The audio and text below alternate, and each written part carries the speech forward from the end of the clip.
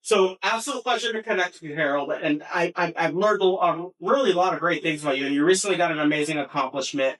Can you tell me just really quickly who you are and the work that you do? Yeah, absolutely. Thank you. It's a pleasure to meet you as well. My name is Harold Mateo. I'm originally from here, from Pittsburgh, Dominican heritage, and excuse me, sorry. No, I'm also I'm a real estate broker of 20 plus years, and I'm also a general contractor, licensed in as a broker and contractor here in Massachusetts. And I just finished getting my passing my exam in Florida construction.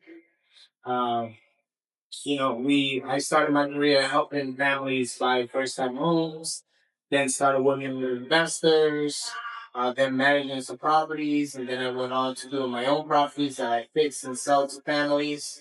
More of like a community development effort. Some people call it flipping. I add a little bit of a different touch to it because, I'm doing properties in the community I grew up in. Um, and then besides that, I'm a GC. I help families that want to undergo renovation projects, and I do my own renovations for properties that we purchase. That's awesome. Congratulations on all that. That's a major accomplishment to do in a short period of time. So, when you're in the process of doing development projects, what kind of projects are you looking for?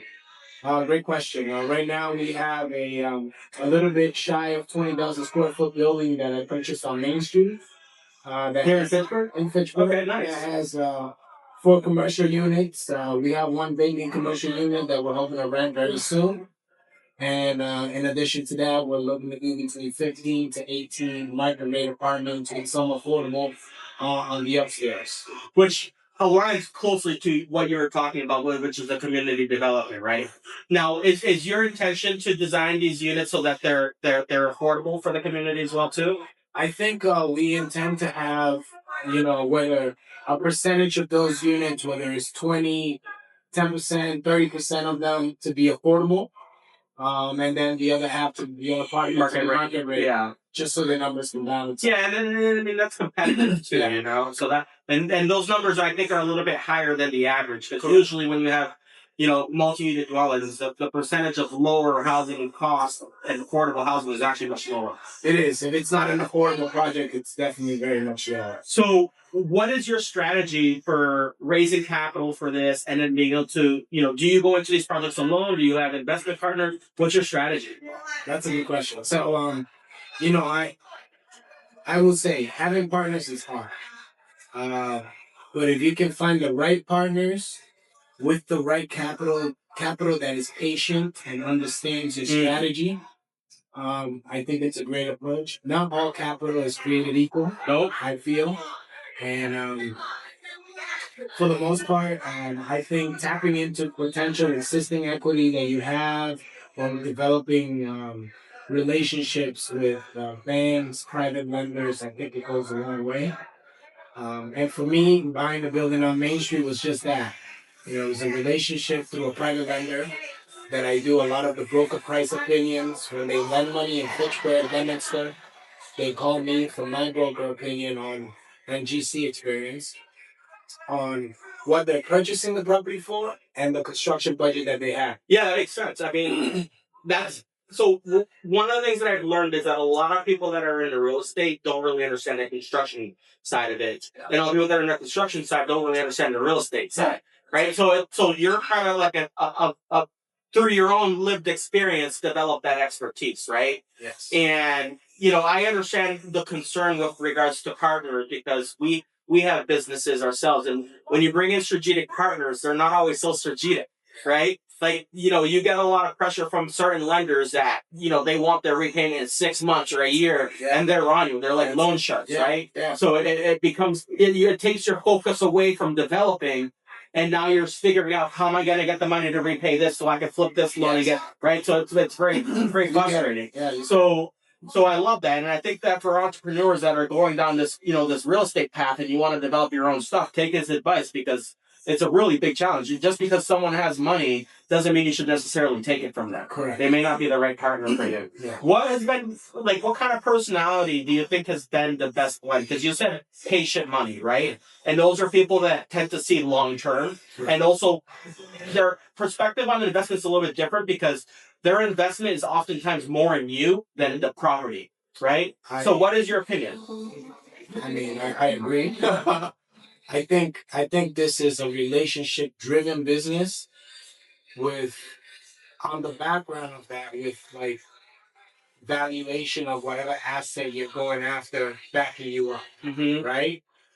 So some people will see what that asset will look like down the road once you have it repaired, your after repair value. They see the vision, yeah. They'll see your vision, and some other folks will see your as is value more than a regular appraisal would. You know, they might see a building that you bought for 600 as 900 because they understand even if you wanted to rebuild the building, it will cost you 4 million, right? Just because of the square footage. They won't take away from the fact that you might have bought it at a discount. Some people do that. You buy a building that's worth 900 for 6, and they say, "Oh no, it's worth 6." But wait a minute, I bought it at a discount, right? So I think that's important. Yeah, so that's pretty much it. Now, is your goal when you're redeveloping these properties to make them as energy efficient as possible to the new standards? What is your goal when you're approaching these projects? That's an excellent question. I think a lot of it is driven by municipalities. For example, here in Fitchburg, the building commissioner will be looking for somebody to be keeping up with the energy code, the new code. So any permits that were not... Which just recently changed again, right? So yeah, you would adhere to a PERS rating and new energy codes, U factors on your windows. I mean, a whole array of things. Oh yeah. What I would say is that adds an incremental amount of cost to projects. Not necessarily can you always see the benefit of it. I am a big believer of running high efficiency in whatever you do. High efficiency HVAC, spray foam insulation, which is awesome. You do as much as you can. There's some buildings that is very hard because of their age and the structure to ever kind of get to a point where your energy efficiency compared to your cost. Well, we see a lot of those like older brick buildings, right? That were like built in the 1800s, 1900 with the really high wood ceilings and stuff. Those are difficult to insulate. I have one. Brick is difficult to insulate, right? Yeah. So, like, what's your approach to a building like that? Well, look, I'll tell you, we have the one that I mentioned on Main Street is shy of 20,000 square feet. We have, again, 4 commercial spaces. The spaces above, which will be roughly around 16,000 square feet, we're going to have to figure out how to make that as most energy efficient as possible. That includes the roof, the insulation that we do on top of that rubber, on the bottom of that rubber roof, the HVAC that we run, the lighting that we use. I mean, it's a whole array of things. Now, a lot of it will be dictated by our architect. Yeah, absolutely. Yeah, absolutely. Have you considered with those rubber roofs partnering with a solar company that can tie in the solar into the roofing? Because a lot of the IRA incentives allow you to use those tax credits towards that. I have not yet. Would you explore that? But I would certainly explore it. Okay.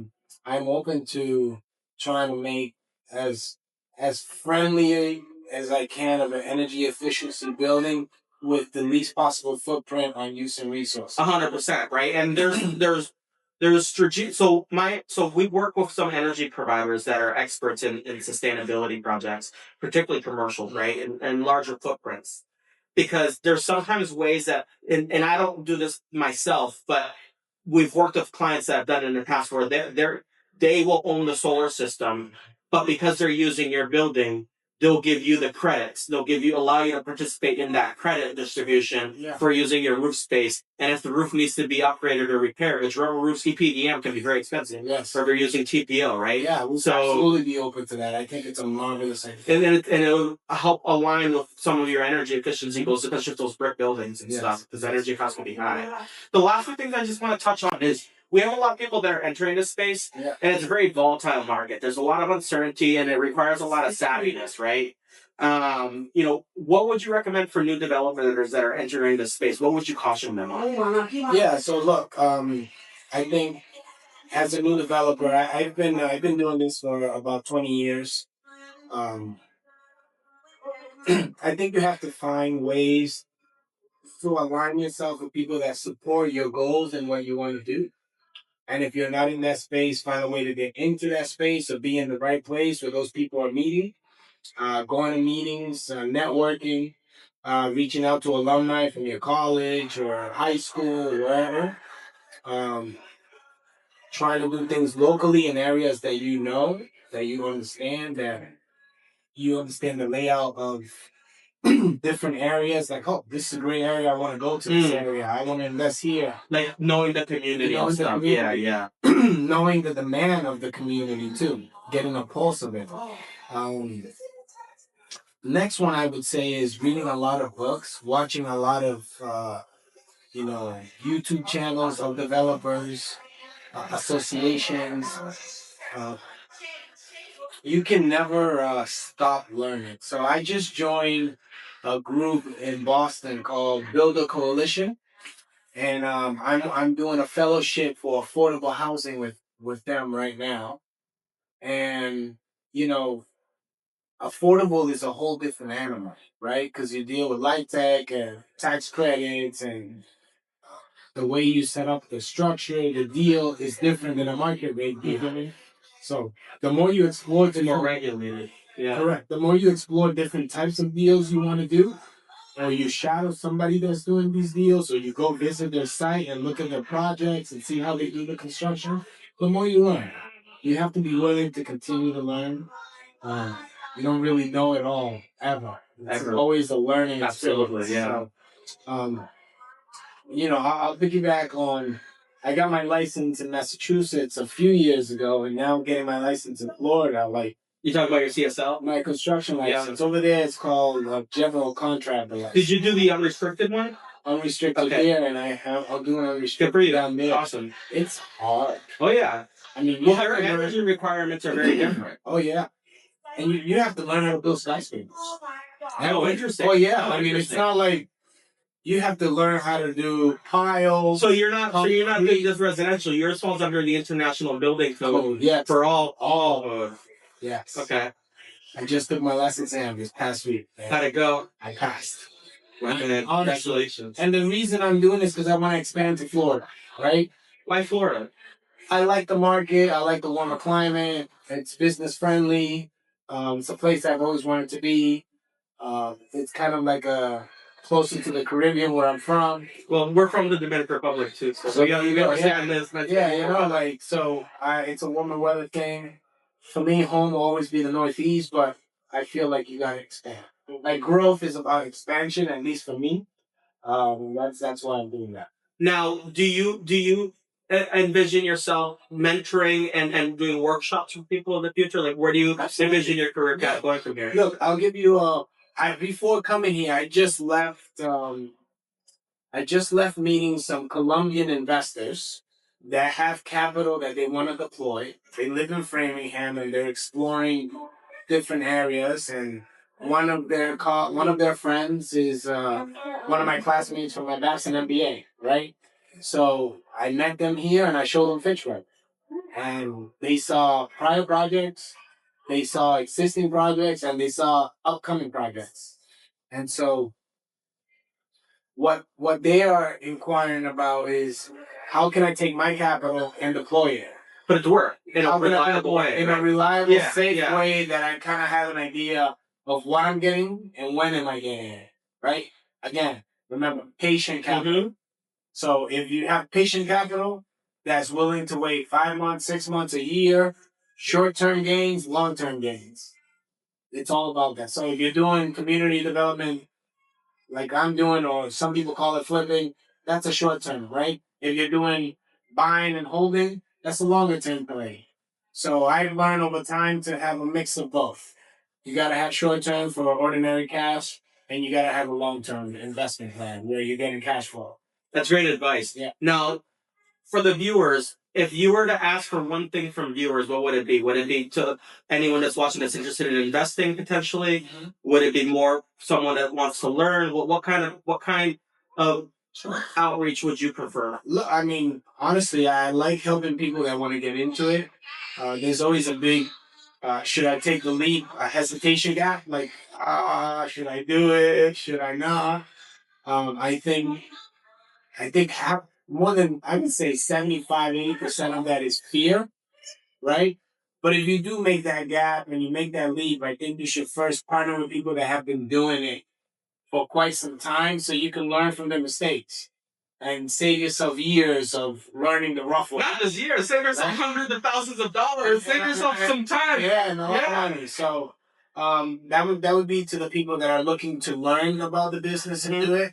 Now, if you're somebody that has capital and you're looking to invest and you're like, hey, what do I do with this money? Where can I put it to work? Partner with somebody like myself or anybody else out there that has a proven track record, that has done a lot of properties, that controls the cycle from start to finish. So we control projects from the beginning to the end. We acquire them, we renovate them through our GC, right? And we either dispose of them through the sale process or we're keeping them and manage them in house.